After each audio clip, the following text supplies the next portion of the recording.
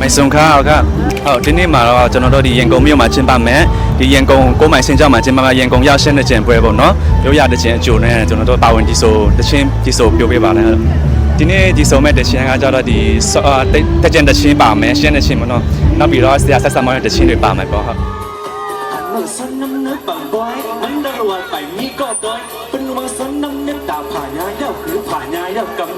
เขาหาอยากไปหมกกดมุดสาคงปีนึกว่าเผียวขวัดมันนั่นอย่าปันอดหมกขุดหยาเมื่อเขาซ้ำนั่งหนักเขาซ้ำหนักการสู่ตั้งเขาคงมามนจนกั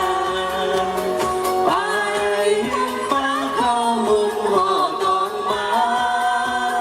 ป้าหงกูสุดจิ้มข้าวปิ่นดงส้มน้ำปลาลงย้อนในการยินดีนอဒီအခုသဆိုင်ပြင်ဆင်ထားတဲ့ဒီရှင်းတဲ့ချင်းကကြတော့ဒီနေ့ပေါ့နော်လေးလပိုင်းလေးနေ့ထွက်ဖို့ရှိပါတယ်ဒီနေ့ညနေပေါ့နော်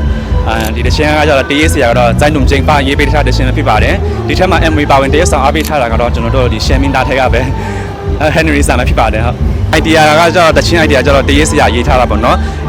နောက်ပြီးတော့ဒီ MV ပိုင်းကကြတော့သဆိုင်ရဲ့ idea ကိုတိုင်ဖန်တီးထားပါတယ်ဟုတ်ကျန်ကတော့ဒီနေ့တချင်းမှာတော့သဆိုင်ကဒီ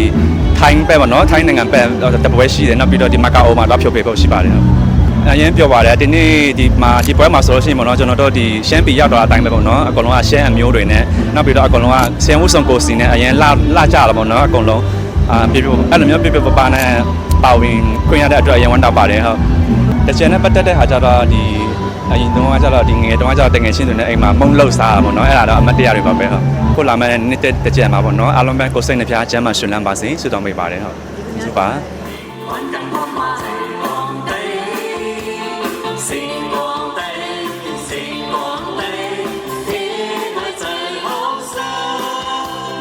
星光